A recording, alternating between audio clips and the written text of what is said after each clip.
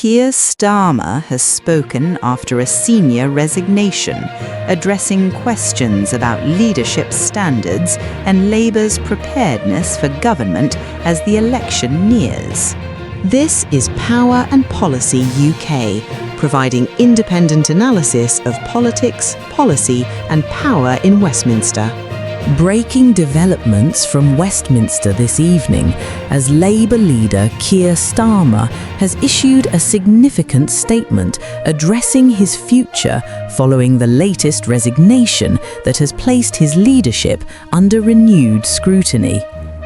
The announcement comes at a critical moment for the Labour Party, with a general election approaching and expectations of government firmly within reach. The resignation, which emerged after mounting pressure and internal concern, immediately prompted questions about accountability and oversight at the top of the party. For Labour, a party that has worked extensively to rebuild its reputation after years in opposition, the timing could hardly be more sensitive. Political opponents were quick to seize on the development, while commentators speculated over whether the episode might weaken Starmer's authority. In his response, Starmer adopted a measured and direct tone. He acknowledged the seriousness of the situation and confirmed that the resignation was accepted because the standards expected of a party seeking to govern must be consistently upheld. He emphasized that leadership requires making difficult decisions, particularly when public trust is at stake. There was no attempt to minimize the issue or shift responsibility elsewhere. Crucially, Starmer addressed speculation surrounding his own position. He stated unequivocally that he intends to continue leading the Labour Party and to take full responsibility for ensuring high standards across its leadership. He framed the resignation not as a sign of instability, but as evidence that the party is prepared to act decisively when expectations are not met. This, he argued, is precisely the approach voters should expect from a government in waiting. Within Labour, the response has been cautious but largely disciplined. While some figures have privately expressed disappointment that the circumstances arose in the first place, there is also recognition that the leadership acted swiftly to contain the situation. Senior sources have suggested that allowing uncertainty to linger would have been far more damaging than decisive action, particularly at a time when Labour is seeking to project competence and readiness for office. The reaction from political rivals has been predictably critical. Government figures have portrayed the resignation as evidence of underlying problems within Labour's leadership culture, questioning whether the party is truly prepared for the pressures of governing.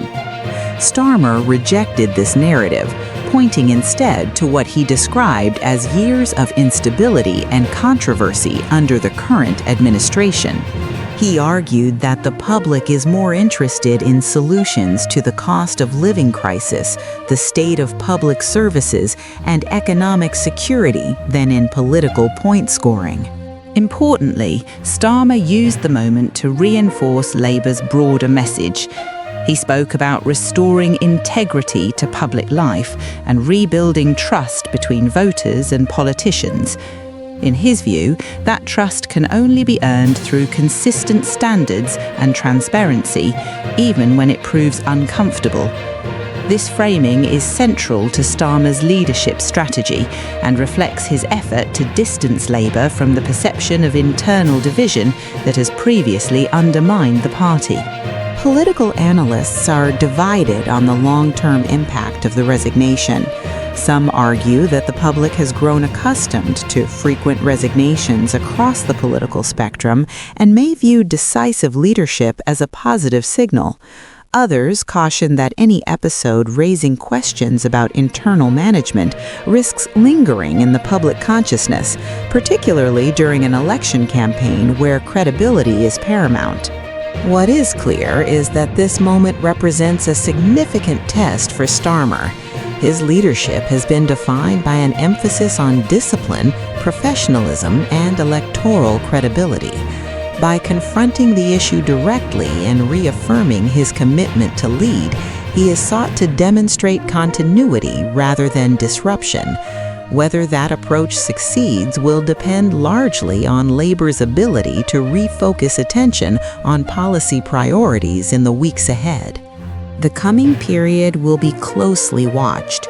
Polling data, party unity, and public reaction will all play a role in determining whether this episode becomes a temporary distraction or a lasting challenge.